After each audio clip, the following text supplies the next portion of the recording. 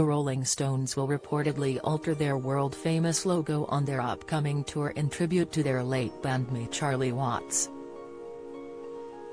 Sir Mick Jagger, 78, Keith Richards, 77, and Ronnie Wood, 74, have decided to make their tongue logo from red to black in memory of drummer Charlie, who died last month aged 80.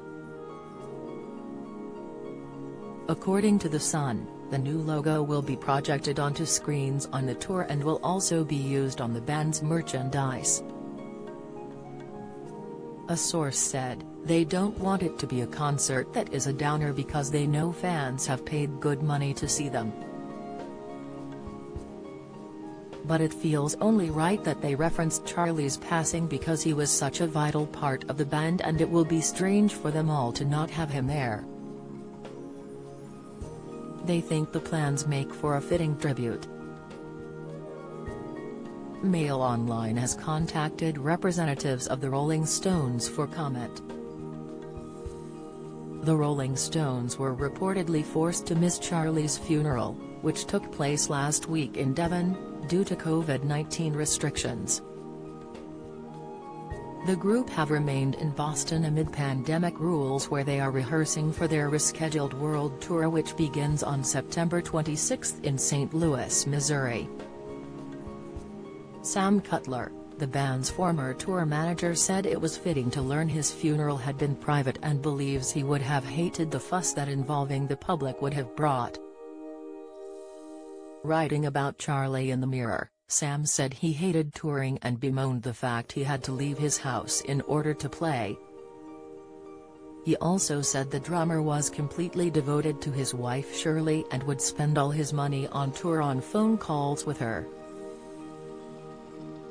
He wrote, "Theirs was a dreamily harmonious and loving relationship of mutual respect based upon the undeniably deep bonds of one another's hearts. They showed us all how to commit to the dream of love. Charlie loved Shirley with an abiding sincerity and passion his whole life." Sam added, "Charlie was in some senses an anomaly.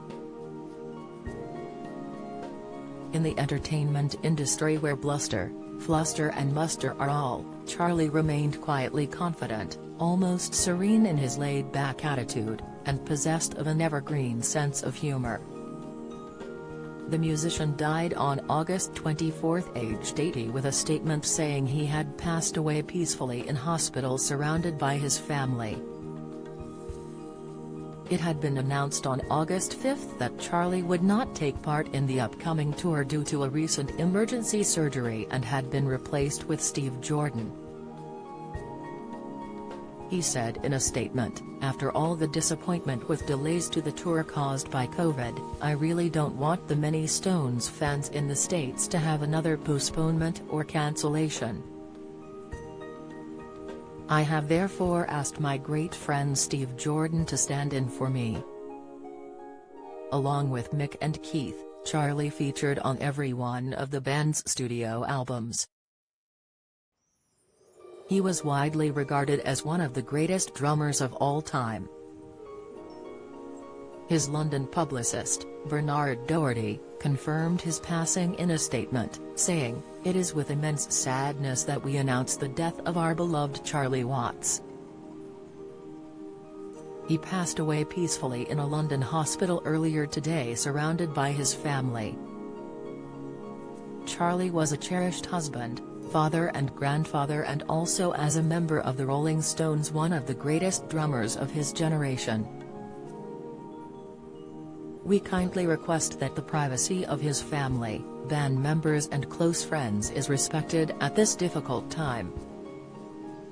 In 2004, Charlie was treated for throat cancer at London's Royal Marsden Hospital, and he was given the all-clear after a 4-month battle with the disease, involving 6 weeks of intensive radiotherapy treatment.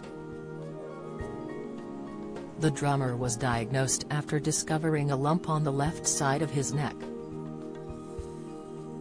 Doctors performed a biopsy which confirmed the tumor was malignant, and he was diagnosed with throat cancer in June that year.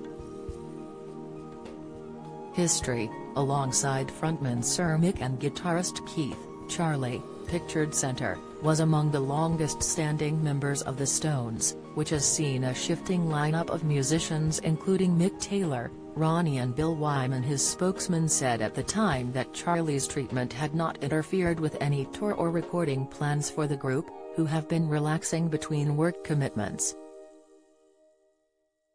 Following his recovery, the band began work on their 22nd studio album, A Bigger Bang. Charlie, who reportedly gave up smoking in the 1980s, said during an interview with Rolling Stone magazine at the time that he felt very lucky doctors had caught the cancer early.